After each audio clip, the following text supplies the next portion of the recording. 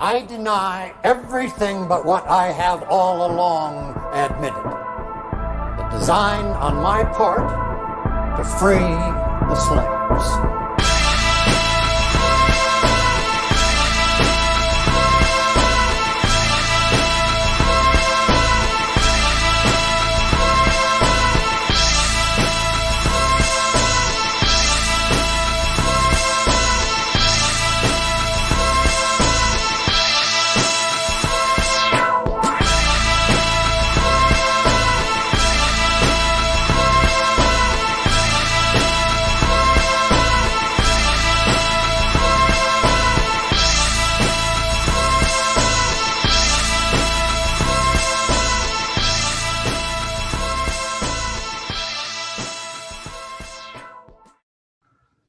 Ferguson's conspiracy against black citizens, how the city's leadership harassed and brutalized their way to multiple civil rights violations. Despite the uncertainty surrounding the killing of Michael Brown, many black residents of Ferguson, Missouri immediately thought he was the victim of a wrongful death at the hands of police officer Darren Wilson, who shot him after a scuffle. This week, the Department of Justice concluded that there is no evidence to disprove Officer Wilson's claim that he feared for his life during the encounter. And the federal agency also presented context that explains why so many black residents assumed foul play and took to the streets in protest. For years, Ferguson's police forces meted out brutality, violated civil rights, and helped Ferguson's officials leech off the black community as shamelessly as would mafia bosses. I'm a little offended by that. So far, a disproportionate amount of press attention has focused on racist emails circulated by Ferguson officials, causing 2 to be fired and 1 to be placed on leave. While the correspondence in question is deeply offensive and worthy of condemnation, it is nowhere close to the most objectionable transgression documented in the DOJ report, which ought to prompt multiple Ferguson officials to resign in disgrace and provoke condemnations from across the political spectrum. Nearly every page shocks the conscience. Ferguson officials repeatedly behaved as if their priority is not improving public safety or protecting the rights of residents, but maximizing the revenue that flows into city coffers, sometimes going so far as to anticipate decreasing sales tax revenues and urging the police force to make up for the shortfall by ticketing more people. Often these tickets... Let me pause you right there, right? Mm-hmm. Reparations. Hold on, let me... I tempe. Reparations. This does not happen to people with money. If you pull over the wrong person with money, you might lose your job, or you might be sitting somewhere in a crappy location. Like, these are the things that do not happen to rich kids. At one point I worked at Universal Studios, Hollywood. Like, I had friends who were rich kids. They were Hollywood kids. Like, no, these things don't happen in these neighborhoods and in these communities. This happens to poor people. Only poor people are allowed to be preyed upon. This is basically saying that they were preying upon the citizens of this town. Imagine that. Imagine that you are the revenue stream for another town. It's wild. It's shocking. But you know what? It's also everywhere. We have, so South Shore is a neighborhood in Chicago, predominantly black neighborhood on the South Side. And people were getting tickets for years and didn't understand what they were for. Like, they would park, they would come home, they would park, they'd have a ticket. They'd contest it, they'd lose. And it was just like confusion until this young man, really, really smart young man, started just tracking all of the people who got the tickets and figured out, you know, when you drive, and it doesn't always make sense to you, but you'll see, like, on a normal residential street, there's one of those no parking signs that's like, don't park from here to the corner. And it's probably like, you know, they want visibility at the corner, or they just don't want, for whatever reason, there'll be a little piece of the street you're not supposed to park on. They were using that law, but didn't have those signs up in the neighborhood. The data that he collected in terms of the disproportionate amount of revenue that was coming out of South Shore compared to the rest of the city and he did it, but like neighborhood by neighborhood, was shocking. Of course, he got on TV. There was like an article in the free paper and stuff like that. What they did was add those signs, but they're still ticketing the hell out of everyone. It's just, reparations, right? They would not have done that. The signs would have been up in the first place, but they sure as hell wouldn't have been just ticketing you randomly and thinking they didn't have to explain themselves. And even the judges were like, I don't know what you did, but you're guilty. I did hear, generally speaking, about what was going down in Ferguson, but specifically that, no. So you got the outline, but you didn't get like the full details of like how they were literally like preying on the citizens. Right. And yeah, I got the outline and I was following Chuck Moji when he was there. Okay, I remember him. Yeah, he's good on Twitter. So yeah. I see, Bones. I see that you sent that video. There's multiple videos I saw where like this black kid is jogging and then this officer stops him and he's like, am I being detained or whatever? And the officer is pressuring him to abide by his demand. I know people would say that you have to listen to the officer. And I look at them and say, so you're telling me that I have to listen to this person or I die? I hope you understand with that. Like, because people talk about authoritarianism in other countries and whatnot, but I look at them and say, you're telling me I have to listen to this police officer or he kills me. I hope they understand how like terrible that really sounds and feels. Like if you don't listen to this officer, you caused your own death. Like you didn't deserve to be treated with any respect or any humanity.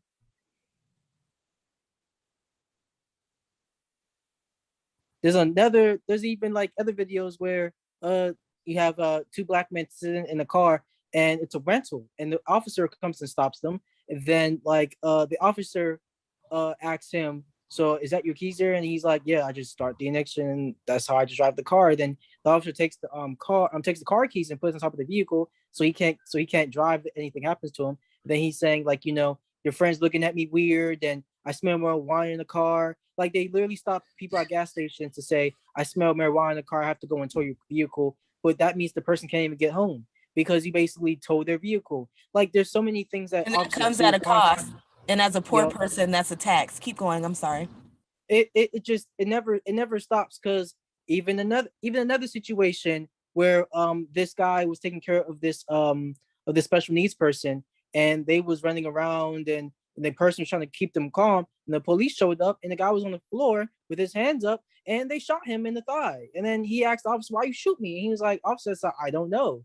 And I'm just thinking, he had his hands up on the floor and there was no reason to shoot him. He was not a threat. He didn't do anything. He didn't resist or nothing, but he still got shot. Or people getting stopped for traffic violations that they used to search your vehicle and whatnot, like, or someone like that's moving around saying, why are you moving? Like, what were you doing? Like every time in many cases on camera. And the thing is, many officers, like, because I know people talk about body cams, but sometimes you stop the body cams. Many times we hear that the body cam wasn't even on. And you ask yourself, why is the body cam not even on? Even in my area, like apparently they had like 30 or something, 60 body cams for over 1,000 officers. So that means if you were to have something happen to you, they would not catch that because they don't have much body cams anyway. There's not much for them for the body cams anyway. And they would turn it off or they would like not even try to show the footage and they would try to like edit the footage. Like there's so many things, there's so many processes that goes through when you look at these cases. Like the only thing that you can do as a person is record it because that's basically you trying to protect yourself legally from being like lied about and having someone trying to make up stories about you because they're an authority. They have the authority to make up lies and be believed because they're officers and people believe that officers are inherently trying to protect the community despite the evidence of them actually terrorizing the community.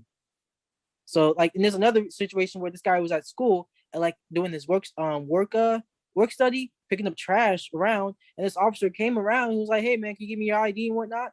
And then he was like, what do you mean? Like, what do you mean? He's like, where your dorm at? And he was like, what do you mean where my dorm is at? I don't have to give you that information. And then, the officer brought all these other officers, they surrounded him and they said like, you're armed. He's like, I'm not armed. This is just a tool for picking up trash. And then he was like, "What do you mean be calm? You guys are all surrounding me. You guys all have guns. You can kill me right now. Like y'all can literally kill me." And it took for a white college professor to show up for them to take him seriously that he actually was a part of the dorm, like he was a part of the college. This happens constantly. Another situation where they had a officer from New York who was seemingly off duty, and this was related back to the previous conversation, where he went into this black woman's home, broke into her home. He was drunk, and then he basically says, he threatens her, saying he would like snap her neck and called her the N-word with a hard ER, like everything. And then she recorded it and got it on like a camera and audio recording, and they went to court, and he was like, he pleaded no case or something, like it was something.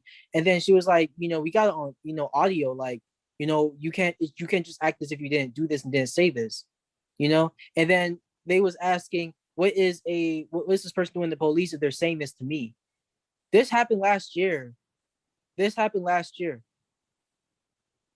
lot of cases where like a black woman got killed by an officer that went into the home, and I think like they didn't even know it was not even his home or something. Like this happens too often. Even when like back then, even on white people, there was one situation with a white kid where they investigated him like for years, saying that he killed this old woman, when like all he did was walk to school one day and he saw a body and he thought it was a mannequin, and then he went to school and they went to his room, they did all this to him, but like they never actually investigated the case of the woman that died because he was at home and he was like just a teenager. And when he went to the military or something, they literally were still investigating him, and the only reason they was investigating him was so they can get somebody like convicted, because they wanted to tell the public like, oh no, we're doing our jobs, but they're not doing their jobs. That's wild. Yeah, I don't even know what the percentage of murders that go unsolved are, but I feel like they spend more time on the drug stuff because they have to show win somewhere, and that's low hanging. Yep. This is constant. This happens all the time. Because the police are just people, like they're just in the interest of those who have power. Like they're not in the interest of us. And that's the big problem right there. Like they're not here to protect us. I don't really believe the police is, at least to me, here to protect and serve, because like what exactly is this doing to make sure that I'm safe and that my friends are safe? That's doing to make sure that we're safe. Like how is this over here? Like there's like Bantu point out before, Bantu always points this out. White collar crime is like one of the biggest crimes that this country commits, and the officers don't do nothing about that. It's the opposite of them not being here to protect your family and my family. They're here to the extent that you have black folks in your family, or to basically they're here to prosecute and hunt down and engage in violence and terrorize our communities. That's what they're here. That's their function. It's not just, I mean, you just look at the pattern, like the things you were just describing, with the exception of the one kind of unusual case at the end, and it happens everywhere, all over the country. They're not accidentally or because of individual prejudice doing bad things to black people. That's what they get up in the morning and put their uniforms on to do. That's the function, the purpose they are serving, to terrorize a quarter of our country and to keep people oppressed. And really, to do worse than that, we talked about 17,000 misclassified deaths, overwhelmingly black folks. There's probably even more because the open sources didn't even. I'm sure you're right. There's probably even more that we don't even. That's probably wasn't even know this. Like imagine the 1930s, how much they was neglecting that as well. Like it's just so much. Yep. It's probably even more, and this is the like limits that it can like just get at the moment. But if people were to go back and find more, and that's hidden and not talked about, because there's a situation with John F. Kennedy, where they were talking about Operation Northwood, where basically this is a whole operation where they wanted to bomb themselves to enact war on Cuba, and this is what people use as a precursor to 9/11. Like, not necessarily that they said they did 9/11, but it's more of like it's possible that they can do this to themselves because they literally talked about it 40 years prior. Like all classified. It was very shocking because this is a now public thing to say Operation Northwood. JFK was like, no, we ain't gonna do that. And it was like, what you mean? Like we're not gonna commit a terrorist attack on ourselves and blame it on people who didn't do it. Like that's crazy. Operation what? One more time. Northwood. Operation Northwood. Northwood. Okay. Yeah. So people can look it up.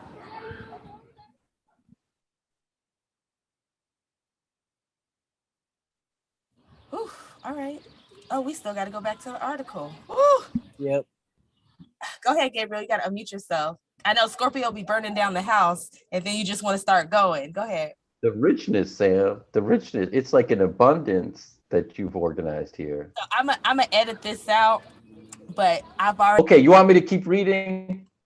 Yes, let me pull it back up so the rest of us can read along. Recent officials repeatedly behaved as if their priority is not improving public safety or protecting the rights of residents, but maximizing the revenue that flows into city coffers, sometimes going so far as to anticipate decreasing sales tax revenues and urging the police force to make up for the shortfall by ticketing more people. Often, those tickets for minor offenses then turned into arrest warrants. Police officers were judged not only on the number of stops they made, but on the number of citations they issued. Officers routinely conduct stops that have little relation to public safety and a questionable basis in law, the report states. Issuing 3 or 4 charges in one stop is not uncommon. Officers sometimes write 6, 8, or in at least one instance, 14 citations for a single encounter. Where you going? That's just a wow. Think about that. Think about you're a poor person. You don't have enough gas in your car to get to work, and you got to figure out how to pay 6 to rent. This is like the cost of rent or something. That's a lot of citations. And if you pay this citation, now you no longer have a roof over your head. So what happens when you don't pay this citation? You get a warrant. What happens? Now you're dodging the police. So when you see the police, you run, even if you didn't do shit. Go ahead. Right. And then you get shot. Some officers compete to see who can issue the most citations in a single stop. Capitalism at its finest. In one email, the police chief, who also oversees the municipal court, brags to the city manager about how much revenue it is generating. Ignoring that conflict of interest is a recipe for a justice system that bleeds the powerless of their meager resources. Ferguson's municipal court judge, Ronald Brockmeyer, who was appointed by the city council, is well aware that his job performance is evaluated partly on how much revenue he generates from the bench. One 2011 internal report in Ferguson notes that Judge Brockmeyer made a list of what he has done to help in the areas of court efficiency and revenue. The next year, a city council member suggested that he should not be reappointed, arguing that he does not listen to the testimony, does not review the reports or the criminal history of defendants, and doesn't let all the pertinent witnesses testify before rendering a verdict. If you think those shortcomings disqualified him, think again. The report continues. The council member then addressed the concern that switching judges would/could lead to loss of revenue, arguing that even if such a switch did lead to a slight loss, I think it's more important that cases are being handled properly and fairly. The city manager acknowledged mixed reviews of Judge Brockmeyer's work, but urged that the judge be reappointed, noting that it goes without saying the city cannot afford to lose any efficiency in our courts, nor experience any decrease in our fines and forfeitures. Establishing these glaring perverse incentives, effectively compromising the city's criminal justice system to increase revenue, is enough to disgrace Ferguson's leaders all on its own, whether one regards them as civic imbeciles or moral cretins. But the consequences of these misdeeds and other transgressions against residents can only be fully understood with stories of Ferguson's many victims. While I recommend reading the whole DOJ report, I'd gladly see it assigned to every high school or college student and state legislator in America. I'll focus the rest of this post on those stories and a few other particularly alarming findings. As you read on, keep in mind that this is but a selection of horrors from the DOJ report, which describes a tiny selection of all police misconduct stories in Ferguson. One passage describes the way that Ferguson officials have criminalized being too poor to pay a ticket. In 2013 alone, the court issued over 9,000 warrants on cases stemming in large part from minor violations such as parking infractions, traffic tickets, or housing code violations. Jail time would be considered far too harsh a penalty for the great majority of these code violations, yet Ferguson's municipal court routinely issues warrants for people to be arrested and incarcerated for failing to timely pay related fines and fees. Under state law, a failure to appear in municipal court on a traffic charge involving a moving violation results in a license suspension. Ferguson has made this penalty more onerous by only allowing the suspensions to be lifted after payment of an owed fine is made in full. Here's how Ferguson officials wreak havoc on people's lives over the tiniest of infractions. We spoke with an African-American woman who has a still pending case stemming from 2007 when on a single occasion she parked her car illegally. She received 2 citations and a $151 fine plus fees. The woman, who experienced financial difficulties and periods of homelessness over several years, was charged with 7 failure to appear offenses for missing court dates or fine payments on her parking tickets between 2007 and 2010. For each failure to appear, the court issued an arrest warrant and imposed new fines and fees. Can we pause right there? Yeah. I just want us to have a moment and just talk about this. I need us to just really talk about this. How do you get out of this kind of debt when you don't have any money? You can't call anybody to help you. There is no help. You can't pick up extra hours. You can barely afford to feed your family. How do you survive like this? This is where the disparate resources that we talk about is so critical, because when you think about that $8 that is the median net worth of a Black person in Boston, so much of that money has been spent on family members and friends who are in exactly this kind of problem. It's not just that you can't raise enough money. It's not like you're working and you're saving, but it's not just that you don't have assets. It's that what you earn, you're in a web of people who are prosecuted just like this all the time. It's one bill after the next. And disproportionately, whatever kind of scenario you come up with, Black folks are targeted. And it's as much wealth as we can. So you start to do a little bit okay. You're here. You're doing all right. You got a little money in the bank. But your brother needs some help with the rent. And your uncle needs some help because he's going into some program, school or something like that. And so you're giving here and you're giving there. And now you don't have resources. And like you said, Sam, the day comes when you look around and no one's got anything. Everyone's been given when they could, but there's just not enough to go around. Whew, y'all got anything? Anybody else? Well, you could also lose your job that you do have because you don't have transportation. Mm-hmm. So it's just a vicious, driving you right down into the ground. So that they can have more money, income.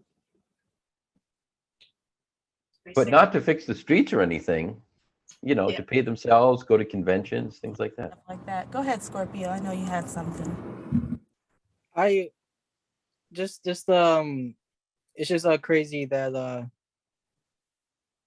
that people aren't really thinking about the circumstances in which, because they're always talking about the person that's being victimized and never talking about the person that's doing the antagonism, because they always tell the victimized that you got to do this, you got to do that, but it's like, as you said, like, how do you get out of this without any money? It's like somebody telling me like, hey, like, I watch a YouTube video and they say, hey, this is how you can make your own cake. And I'm like, well, I don't even have the oven to make the cake. I don't even have the pan to make the cake. All I got is, I guess, my hands, but there's nothing I can use my hands with. So I cannot make the cake. And he was like, you just have to try. And I'm like, try what? Like, I would think to myself, I'm a 12-year-old boy and my family don't got much. So I guess I'll just not do it. It's like, when people say you don't even have any boots, how can you put yourself by the bootstraps when you don't have any boots in the first place? Oh dear.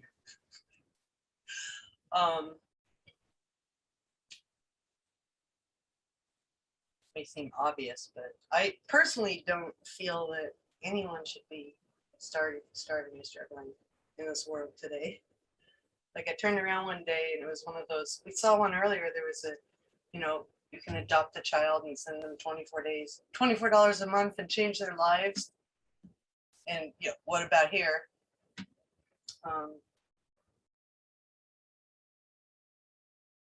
There's just no reason to allow this anymore.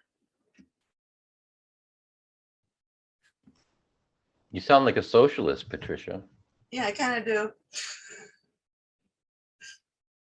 but it's not a system that is stable, that people can rely on. And why should people be ground into the ground for, hate and prejudice and just to maintain control all over the money of the world? It's, So anyway, I saw this commercial on TV. It was like 20 years ago, and I turned around and I went, "That's dumb. Why are they asking for money to donate? It's a structural problem. Just donating money. I mean, it helps, but it's not. It's a band-aid." And then billionaires say, "Oh well, they donate money and they do good works." Well, on the other hand, they're causing pain and suffering and poisoning us. Don't want to work on the climate change problems. Don't want to listen to Black Americans. It's absurd. No, it is. Anand Gerdes has a good book about that. What's it called? Winner Takes All, where he talks about that, how they whitewash their terrible records through charity. We'll have to do a whole episode on that, because that's stuff that we haven't talked about on Reset Race that I would love to get into, because I'm a nerd. I'm all over the place. I watch everything. I read everything. But yeah, oh my goodness. Do we have anything else before we go back into the rest of just reading this article? For each failure to appear, the court issued an arrest warrant and imposed new fines and fees. From 2007 to 2014, the woman was arrested twice, spent 6 days in jail, and paid $550 to the courts for the events stemming from this single instance of illegal parking. Court records show that she twice attempted to make partial payments of $25 and $50, but the court returned those payments, refusing to accept anything less than payment in full. One of those payments was later accepted, but only after the court's letter rejecting payment by money order was returned as undeliverable. This woman is now making regular payments on the fine. As of December 2014, over 7 years later, despite initially owing a $151 fine and having already paid $550, she still owes $541. Older folks face an extra burden, but seem to get no slack. A 90-year-old man had a warrant issued for his arrest after he failed to timely pay the 5 citations FPD issued to him during a single traffic stop in 2013. An 83-year-old man had a warrant issued against him when he failed to timely resolve his derelict auto violation. A 67-year-old woman told us she was stopped and arrested by a Ferguson police officer for an outstanding warrant for failure to pay a trash removal citation. She did not know about the warrant until her arrest, and the court ultimately charged her $1,000 in fines, which in $100 monthly increments, despite being on a limited fixed income.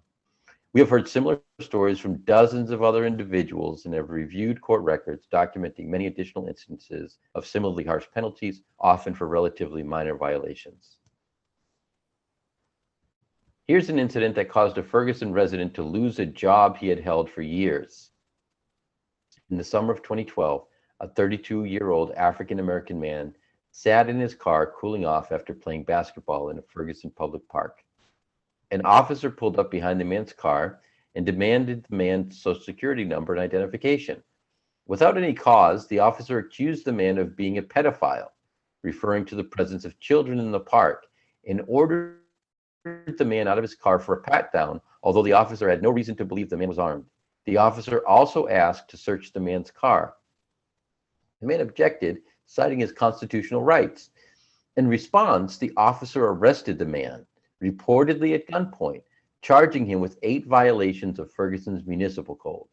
One charge, making a false declaration, was for initially providing the short form of his first name, Mike, e.g. Mike instead of Michael, in an address which, although legitimate, was different from the one on his driver's license. Another charge was for not wearing a seatbelt, even though he was seated in a parked car. The officer also charged the man both with having an expired operator's license and with having no operator's license in his possession. I want to pause here and just point out that it's super frustrating to me that I don't know, although I know the demographics of Ferguson, I think it would just be nice if they were pointing out who of these people are black and who aren't, because I think it's a different story. Yeah. If you don't make that clear. I think we know who these people are, but not everyone does. And people will say like, oh, it could be anyone. Okay. I'll continue unless someone else wants to say something. Y'all got anything? Has anybody got anything, or can we keep going? Okay. Here's a small part of the evidence that the city is racially biased against black residents. Thank you. It's like they heard me. With respect to speeding charges brought by FPD, the evidence shows not only that African Americans are represented at disproportionately high rates overall, but also that the disparate impact of the FPD's enforcement practices on African Americans is 48% larger when citations are issued not on the basis of radar or laser, but by some other method, such as the officer's own visual assessment. These disparities are also present in FPD's use of force. Nearly 90% of documented force used by FPD officers was used against African Americans. I feel like we just get so used to these sentences, we hear them. Nearly 90% of documented force used by FPD officers was against African Americans. What in the world? In every canine bite incident for which racial information is available, the person bitten was African American. Are they talking about police dogs, Sam? I think so. So we're still in the 1960s. Jesus. African Americans are 68% less likely than others to have their cases dismissed by the court and are more likely to have their cases last longer and result in more required court encounters.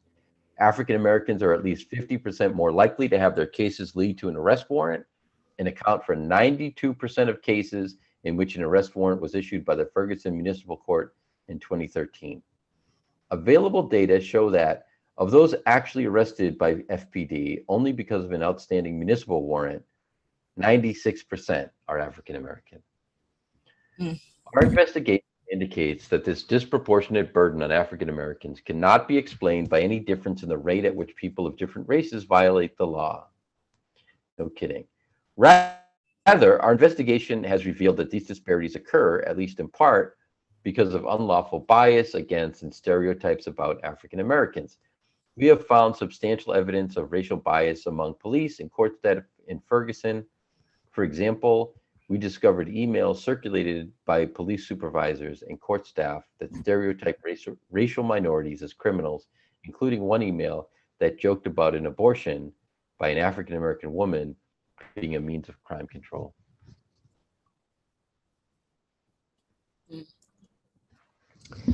Here's an occasion when the Ferguson Police Department violated the Fourth Amendment. In July 2013, police encountered an African American man in a parking lot while on their way to arrest someone else at an apartment building. Police knew that the encountered man was not the person they had come to arrest. Nonetheless, without even reasonable suspicion, they handcuffed the man, placed him in the back of a police car, and ran his record. It turned out he was the intended arrestee's landlord. The landlord went on to help the police enter the person's unit to effect the arrest, but he later filed a complaint alleging racial discrimination and unlawful detention. Ignoring the central fact that they had handcuffed a man and put him in a police car despite having no reason to believe he had done anything wrong, a sergeant vigorously defended FPD's actions, characterizing the detention as minimal and pointing out that the car was air conditioned. This is just heartbreaking. I don't want to talk about there's an example I want to talk about, but I don't want to talk about it now. But I think I just want to say first that the number of them is unbelievable, but sadly, this is a minor, this kind of abuse in terms of how it impacts people, as bad as it is not the worst stuff that happens. But the pattern it represents is, I think, representative of things that happen all over the country. And it's just routine, and we just accept it. That's makes for a good Islamic art, right? And then that's it. no, it's a lot, right? Like you said, it takes a lot to reproduce this system. Well, I don't even think you'll be able to see me because of the light. So, but it just takes a lot to reproduce this system, right? Like it doesn't happen in a vacuum. Like all of us have to play a part in it for it to keep continuing because we have to ignore it, right? Right. So I deny everything but what I have all along admitted. The design on my part to free the slaves.